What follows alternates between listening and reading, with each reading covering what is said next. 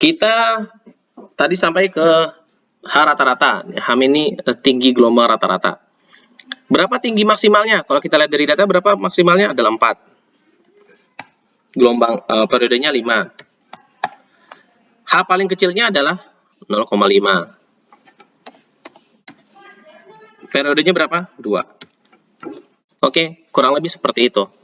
Kenapa saya pakai Excel? Karena aslinya datanya tadi kembali banyak nih datanya aslinya nih. Datanya banyak, bisa ribuan. Jadi kalau nggak pakai Excel, ya susah.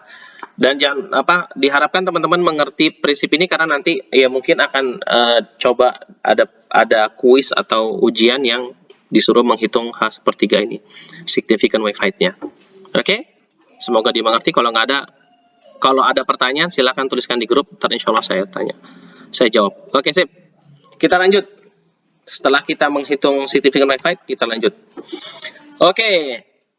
Biasanya kita sebagai engineer itu mendeskripsikan gelombang itu dengan seperti ini ilustrasinya, grafisnya. Apa aja sih yang kita coba, yang akan kita ingin ketahui? Yang pertama adalah yang disebut puncak gelombang, crash. Puncak gelombang tuh nih. Oke, puncak ada gambarnya kan? Sebelah kiri, paling kanan. Puncak. Oke, itu adalah titik tertinggi dari puncak, dari suatu gelombang. Titik tertinggi atau puncak dari suatu gelombang. Nih, titiknya ini nih. Aduh, mana sih? Kelihatan nggak? Semoga kelihatan mouse-nya ya. Terus berikutnya adalah yang disebut lembah gelombang atau trough. Ini trough nih. Titik terendah atau lembah dari suatu gelombang. Oke? Kalau kita lihat di lapangan realnya, ini seperti ini. Crash itu adalah nih yang kita lihat yang paling atas, yang paling tinggi dari gelombang, oke? Jarak antar crash itu, jarak antar puncak gelombang itu adalah 1 gelombang. Oke?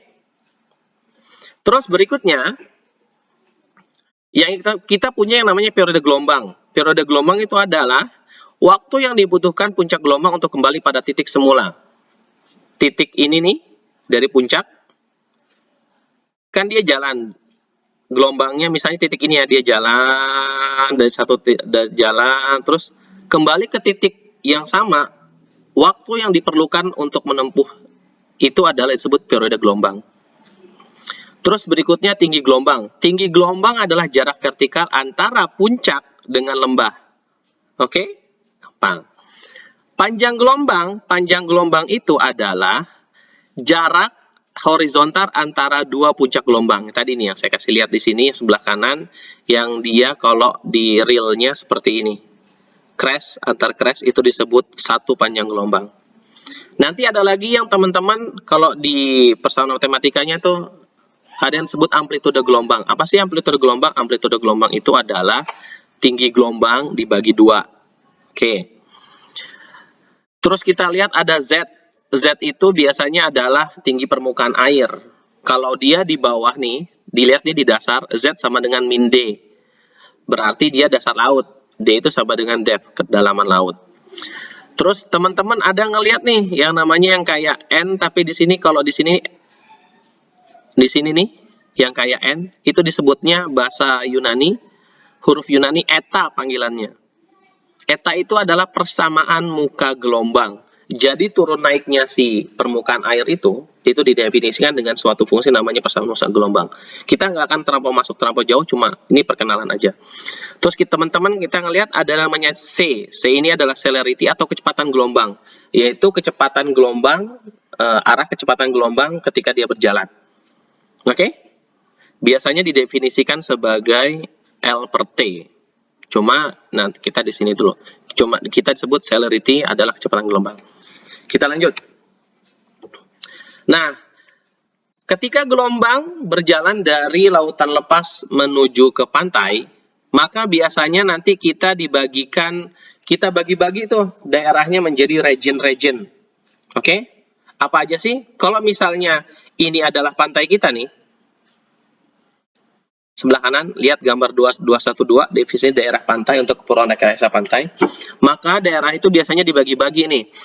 Pertama adalah disebut offshore. Offshore itu apa sih? Offshore itu adalah daerah selepas breaking zone. Apa sih breaking zone itu? Breaking zone itu, ini kita lihat nih ya. Kita baca. Breaking zone adalah daerah di mana gelombang yang datang dari laut lepas mencapai ketidakstabilan dan menyebabkan gelombang pecah. Kita kembali ke video pertama yang tadi ada orang main selancar. Ketika gelombang pecah, maka itu disebut adalah breaking zone. Daerah di luar itu adalah offshore. Oke? Terus, dari daerah breaking zone sampai menuju ke pantai adalah surf zone. Nih, daerah yang terbentang antara bagian dalam dari gelombang pecah sampai batas naik turunnya gelombang. Jadi kalau kita punya di pantai itu, ada daerah yang masih kena run up tuh namanya gelombangnya naik ke pantai, terus dia turun naik, itu disebutnya surf zone. Oke?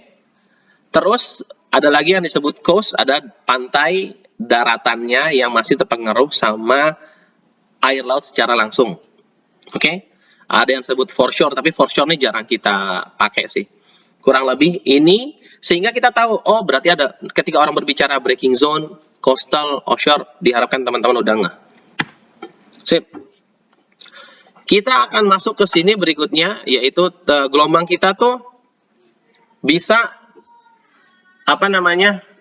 berdeformasi. Ketika dia berjalan, dia merambat lebih tepatnya dari pembangkitannya dari tengah laut menuju pantai, dia tuh bisa mengalami beberapa fenomena. Oke? Yang pertama adalah wave breaking atau gelombangnya pecah. Yang kedua shoaling, pendangkalan. Berikutnya ada refraksi. Yang berikutnya ada difraksi dan refleksi. Kita lanjut ya. Pertama adalah gelombang pecah. Ketika gelombang memasuki perairan dangkal, maka dia akan berubah bentuk. Kenapa? Karena gelombangnya itu akan mengalami gesekan dengan dasar laut. Ketika dasar lautnya dia makin dangkal, maka sebelum ke sana, nah perubahan bentuk yang terjadi itu adalah kecepatan ketika dia menuju ke itu ketika ketemu dengan dasar laut, maka dia berkurang, panjang gelombang juga berkurang. Tapi di sisi lain, tinggi gelombangnya bertambah. Kenapa? Karena ada satu bagian yang dia tetap, yaitu energinya. Energinya tetap kan? Energinya tetap. Energi gelombang itu ketika berjalan dia tetap di tempat di tengah laut menuju pantai juga tetap. Nah, tapi tadi kecepatan dan panjang gelombangnya berkurang, maka ada kompensasinya karena energinya tetap, yaitu tingginya bertambah. Periodenya tetap. Nah, tapi karena tingginya terus bertambah nih, kan dia makin ke pantai makin pelan, tingginya terus bertambah.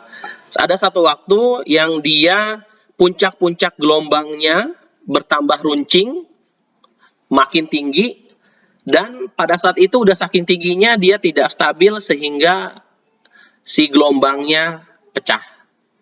Oke. Yang terjadi ketika di video pertama itu adalah kondisi ketika si gelombang itu saking tingginya terus dia pecah, dia nggak stabil terus pecah, dan itu dimanfaatkan buat main surfing. Gelombang akan pecah ketika yang disebut wave stiffness. Wave stiffness itu adalah rasio dari gelombang dengan tinggi gelombang dengan panjang gelombangnya. Lah, ini nggak kelihatan tulisannya. Harusnya ini lebih, sebentar. Ini maksudnya, oh nggak ada ya. Jadi dia gelombang akan pecah ketika wave stiffness-nya atau perbandingan tinggi dengan panjang gelombangnya lebih besar dari 1/7. Dan tipe-tipe gelombang itu ada beberapa, terutama yang 3 ini nih.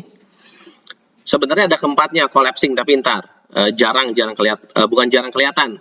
Contohnya tuh susah. Yang pertama adalah tipe gelombang pecah surging. Ini di Manos nih, Gambal Manos di Indonesia.